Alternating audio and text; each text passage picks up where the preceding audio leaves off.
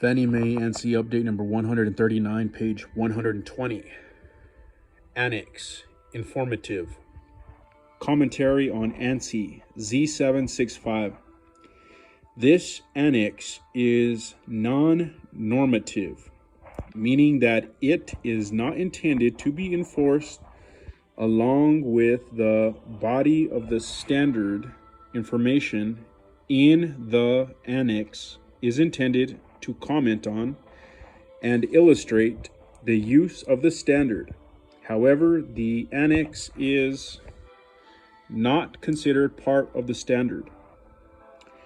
This standard is not designed for and cannot be applied to the measurement of apartment/multifamily buildings, but it may be employed to measure all detached and attached single-family houses, including townhouses, row houses, and other side-by-side houses. Practitioners of the standard are cautioned to confirm the appropriate legal definition of ownership of the house if applied to detached single-family or attached single-family condominium units to avoid a violation of state law.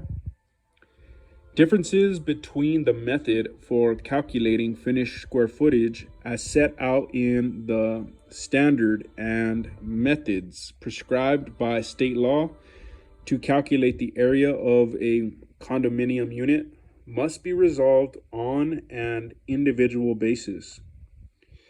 Legal definitions of condominium ownership can be obtained from the state body charged with archiving state law.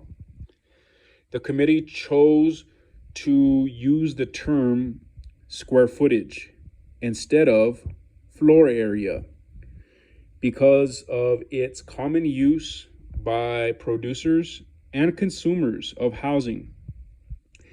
The methods of measurement and calculation put forth in this standard are not intended or designed to cover the dimensions of rooms within single-family houses. Room dimensions are typically measured between interior finished surfaces rather than between exterior finished surfaces as described in this standard. The term habitable space is often used by established building codes to describe a room or space that has as one of its requirements a specified amount of natural or mechanical light and ventilation sources. The definition of finished area as employed in this standard does not imply that finished spaces conform to any requirement for light and ventilation. This standard makes a clear delineation between above grade square footage and below grade square footage. No statement of a house's square footage can be made without that clear and separate distinction. Given the above grade and below grade distinction and the definition of grade, the committee acknowledges that this may result in houses that, depending on topography, design, or grade line, have no calculated above grade finished square footage derived from the method of measurement employed by this standard. This possible consequence arises from the committee's intent to quantify a house's area while minimizing the likelihood of misinterpretation or misapplication. Houses that are alternatively described as at grade or on grade are typically considered above grade houses. Wall and ceiling finishes include, but are not limited to, painted gypsum wallboard, wallpaper covered plasterboard, and wood paneling. Floor finishes include, but are not limited to, carpeting, vinyl sheeting, hardwood flooring, and concrete floors with decorative finishes, but do not include bare or painted concrete. Decorative finishes are long-lasting or permanent components of the slab produced by such methods as chemical staining, integral coloration of the concrete, scoring or stamping that modify the texture or appearance of the slab. For a room to be included in the square footage calculation, the floor located under sloping ceilings must have a clearance of at least 5 feet, 1.52 meters. Further, at least one half of the square footage in the room must have ceilings of at least 7 feet in height, 2.13 meters. For example, a 1 1/2 story, 28 by 42 Cape Cod style house has a first level with a ceiling height of 8 feet. On the second level, the ceiling has a maximum height of 9 feet, but a minimum height of 4 feet at the walls as the ceiling slopes to match the pitch of the roof. All areas are finished, while the first level has 1,176 above grade finished square feet. Only that portion of the second level meeting the ceiling height requirements described above is included in the square footage calculation. Where finished and unfinished areas are adjacent on the same level, finished square footage is calculated by measuring to the exterior edge or unfinished surface of any interior partition between the areas.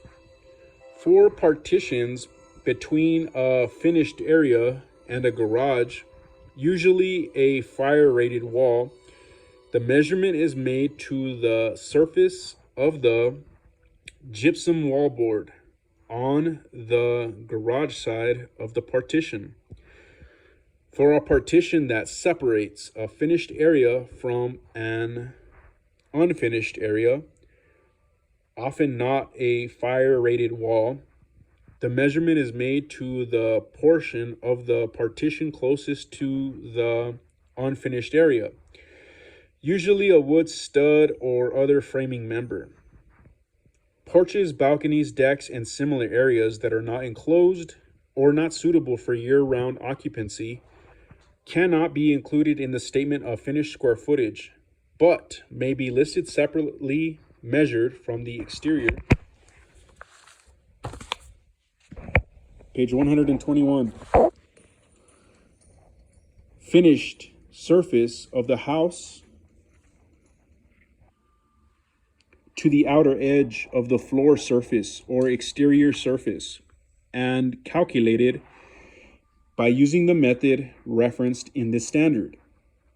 The treatment of garage area in the standard allows practitioners to apply local customs, while garages can never be included in finished square footage.